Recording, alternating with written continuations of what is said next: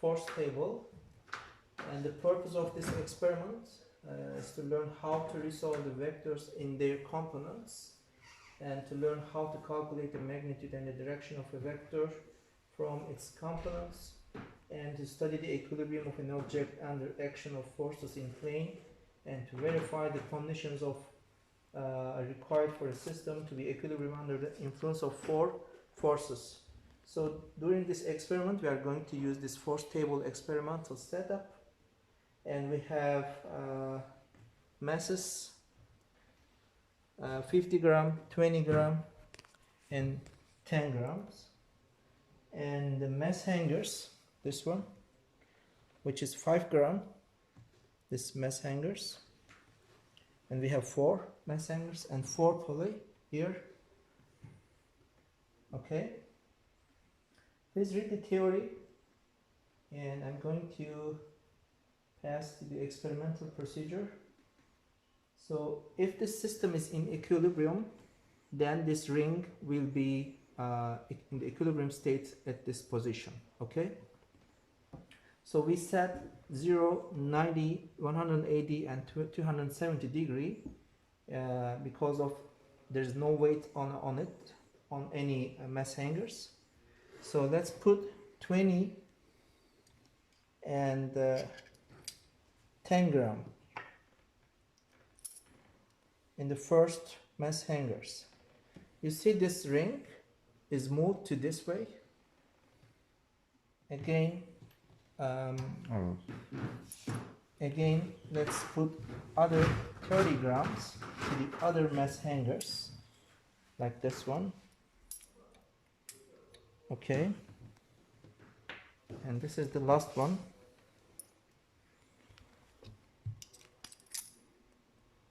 Okay. Okay, looks like it's in equilibrium, but this one is a little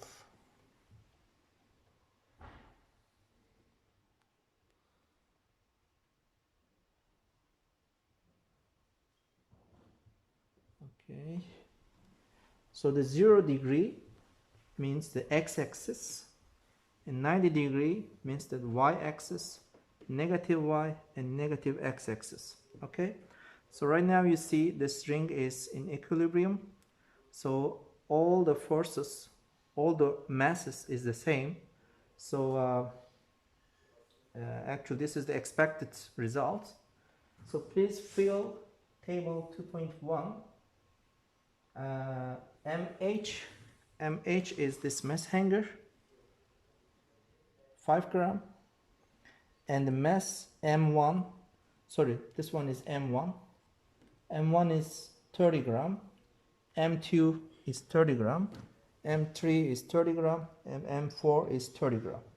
Okay, and please calculate the forces of each weight to calculate the tension in this string. Okay, so to do this you have to cross this weight and the gravitational acceleration to the G 9.81, and the angle theta 1 is 0 degree. This is the first force, which is in this direction, 0 degree.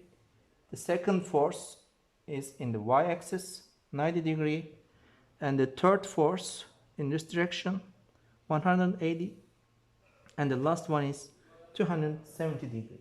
Okay, please try to calculate x components and the y components of each forces in table 2.1, and draw your forces on figure 2.8 by using this data.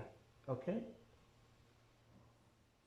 after that please calculate the x components of each forces on the setup and the y components, and calculate the net forces acting on this ring. Okay, in table 2.2, and compare your expected and the experimental results and calculate the difference on table 2.4, sorry, 2.3. Okay, the part A is done. In this part of this experiment, we are going to selecting randomly the mass. For example, for the F1 at 0 degree, let's put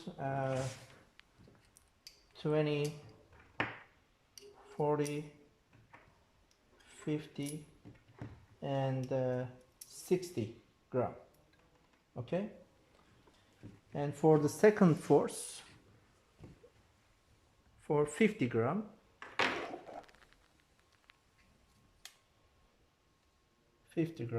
and the third force 50 gram.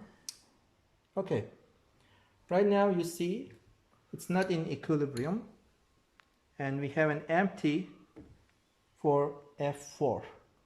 So please try to calculate this F4 in terms of, if we select the F2 is 60 degree,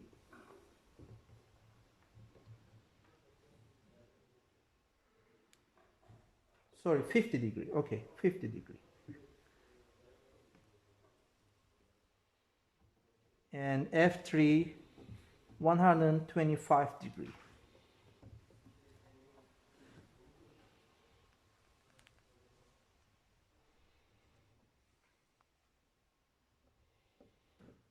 Okay. So what will be for F4 in terms of magnitude and the angle? Please try to calculate first and follow the experiment.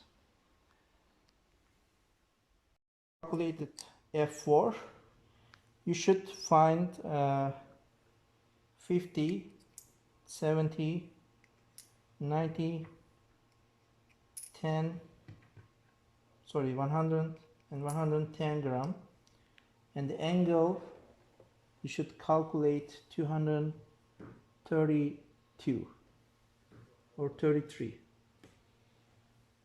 Okay, you see the ring is in the center of this table and all these forces in equilibrium. Please try to calculate this F1, F2, F3 and F4 in terms of the components in the X and the Y axis, and try to calculate the net forces acting on this ring, and fill the table 2.4, 2.5, 2.6 and comment your experimental results at the end of this report. Okay?